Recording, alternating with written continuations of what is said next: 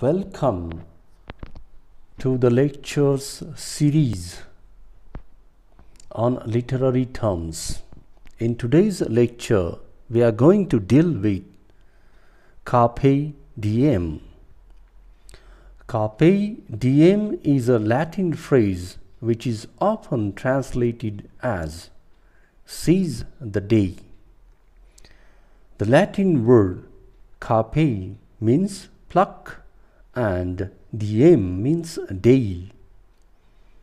The term refers to a motif in art, especially in lyric verse, in which one is urged to make the most of the present moment, as there is no certainty about the future. The earliest usage of this term can be traced back to Book 1 of Horace's Odes, 23 BCE, which refers to the transitory nature of time, asking one to act in the present and not to put off things to the future.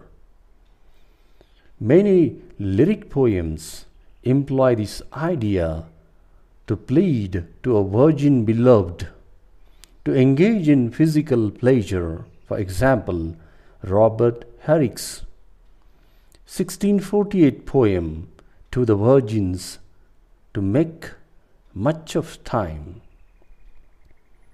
Gather a rosebuds while ye may, and this same flower that smiles today, tomorrow will be dying. Flowers, especially roses, are a common symbol of the short-lived beauty of youth in this motif. One of the most quoted poems that uses the Carpe Diem motif is Andrew Marvell's To His Coy Mistress. In Robert Frost's 1938 poem, Carpe Diem, the character Age encourages children to be happy and seize the day of pleasure.